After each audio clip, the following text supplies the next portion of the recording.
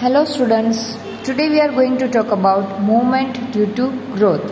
As we have seen that in plant the response can be two types, or plants show two different types of movement, right? So one is movement which is dependent on growth and other independent of growth, right? So independent of growth movement we have already discussed by taking the example of mimosa family plant, that is a touch me not plant, right? Or it is also known as the chew me plant. So in that we have talked about the movement of plant independent of growth, and now we are going to talk about the movement due to growth.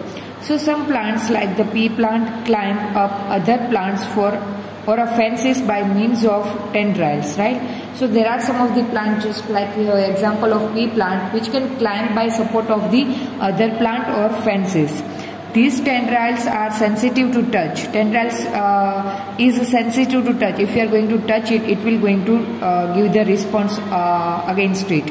So when they come in contact with any support, the part of the tendril in contact with the object does not grow as rapidly as the part of the tendril away from the object, right? So if the tendril come in contact with any object, then its movement of the growth will going to be slow down as compared to the movement of growth of the tendril when it is away from any of the object. So that can be considered as the response when it come in contact with any of the object. So this causes the tendril to circle around the object and thus cling to it. More commonly, plants respond to stimuli slowly by growing in a particular direction. See, just like us, plant cannot give the quick response against the stimuli, as it does not have the nervous system and muscles for responding. So it will show the response against any stimuli by slow process, or by growing in a particular direction it will show it response. Because this growth is directional, it appears as if the plant is moving. So as we already discussed, that plant shows the unidirectional movement, right? In a one particular direction it will shows the movement. So now let us understand this type of movement by taking one example.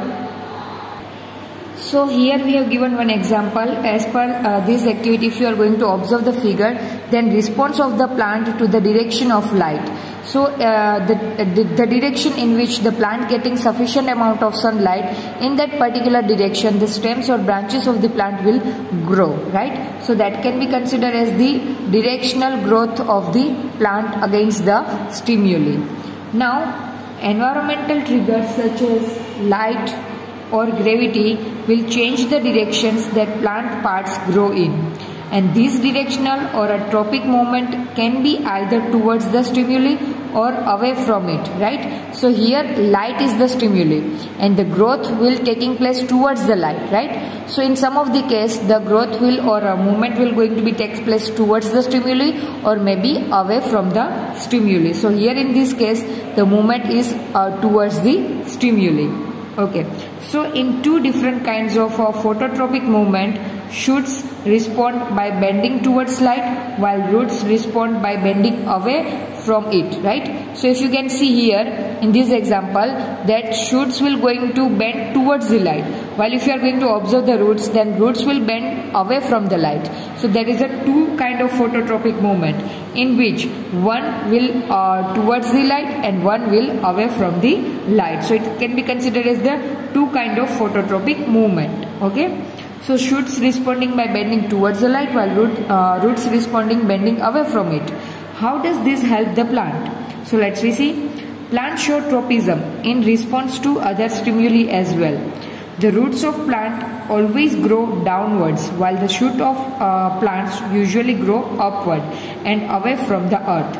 These upward and downward growth of shoot and root respectively in response to the pull of the earth or gravity is obviously geotropism, because earth gravity pull the root down in downward direction, while opposite to that shoot will grows in the upward direction, and this response to the geotropism, this will consider as the response to the geotropism, because it is because of the earth gravity, right?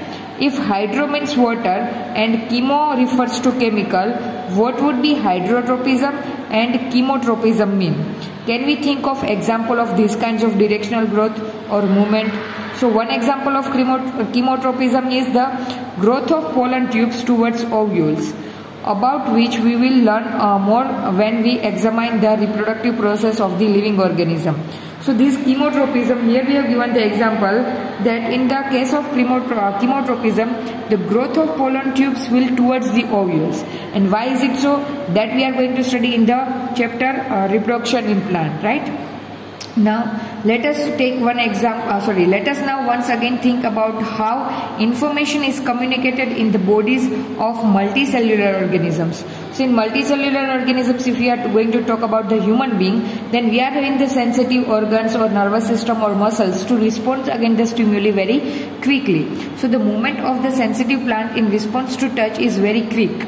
The movement of a sunflower in response to day or night, on the other hand, is quite slow.